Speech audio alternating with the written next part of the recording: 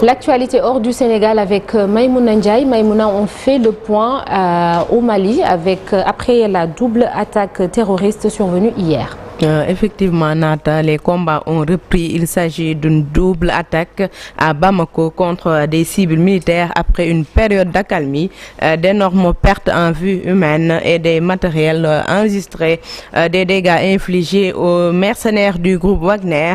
De nombreux aéronefs et des véhicules ont été également détruits.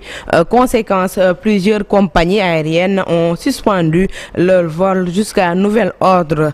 Gabon, à présent, la société civile suggère une réforme constitutionnelle jusqu'au 22 septembre. Les parlementaires de la transition vont analyser les amendements à la Constitution et les militaires au pouvoir prendront la décision finale. Plusieurs aspects du texte sacré de la République gabonaise seront examinés, entre autres la réduction du mandat présidentiel de 7 à 5 ans et l'allègement des conditions d'éligibilité à la présidence de la République au Soudan. Le bilan de l'épidémie choléra a grimpé. Le ministère de la Santé a révélé dans un communiqué 266 nouveaux cas, ce qui porte le total à 9 533 depuis le mois d'août, dont 315 décès. Rappelez que l'épidémie a été déclarée au Soudan le 12 août dernier.